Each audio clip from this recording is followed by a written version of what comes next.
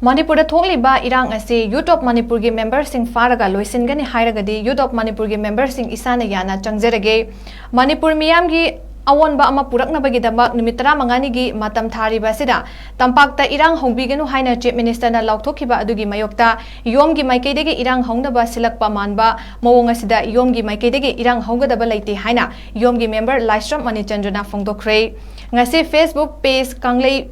Mapari da Youth of Manipur gi member oiriba Laistram Bidyananda Allies Kangleipak halki khonjel ga manaba voice ama lona yadaba wahai kaya sijanaduna viral talakpadagi Bidyananda ba police na faduna tongan ba IPC section kaya pankibagi matangda yom na sinduna Manipur Press Club ta pangthokpa pawmisinga unaba amada phongdokhibani Manichandra na hai yom gi member oiriba Bidyananda bu haukiba January 13 da mayumdagi police na faraga wahang pahong chatharaba matung laptop na chingba kaya lausinduna tofom thokpa tawraba matung February amada thadora laba matungda nungan baga among police na wari saje haina kauraga tongan ba section kaya palaga fajan khibani Bidyananda bu chingna bagi amuk faraga hauzik fauba page asigi admin fadruba karigino ngasi faubuda yomgi members singda chatharakli ba nomoi kapsin ba bom langsin bada chena ba miyoi amata fabagi paulaitri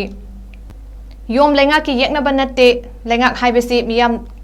miyam na khanbani miyam gi wakat tabiba ngamloidaba lairabadi luchingba oibiraganu luchingba singi fake account hangduna lona yadaba usithawoidaba mawongda tawriba asi yomgi maikaidigi yaningde amaromda voice adu saduna thadorakliba miyoi adugi pendaba lairabadi mi amagi khonjel saduna mi adubu awafamda tahanbagi mahut thongna phana sak utuna pendaba sing phongdokpiyu numit 15 gi manungda yomna irang hawhannaba mawongda chatharakliba thabak thawong sing asida yomna irang hawgadaba leite maidei da onsilaga lan asi loigani hairabadi isana yana changjarake haina su phongdokhi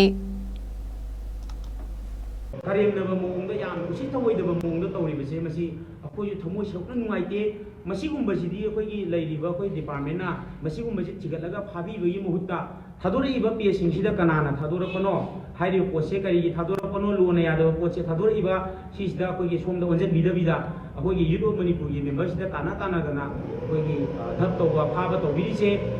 lanji Youth of Manipur gi member loi khajalakanda loibige doribra masi loigani hai taragadi pharubagi kesu mathau tade salenda taro dum changjarake akoidi kesu non violence oiba mongda leijaba chamjamba akoigi Manipur gi naha ngakani adubu akoigi wakatpam thoyedana mapi mapada wakatpada adu thina warorabra karigi waroribano ngamoidabu egadi luchingbo oibirakanu mamangda so haijagre luchingba mu oitaragadi ngangba taba ngambiu aduga laini hariba akoi advisor singduna haiba wana hena lumna lobiganu leiriba akoi mayamse Manipur da leiriba naha mayam akoigi Manipur miyamse sisina akoi khanjage biu ni akoi di lawbam thokpa dum lawgani pendragadi aigi imada aigi ipada pendragadi aigi lawbam thokpa tawbidabduna amani lawbam thokpa lawbada sumaina tana ra ki akhang piba member sing da set tawbase masi yam nungaite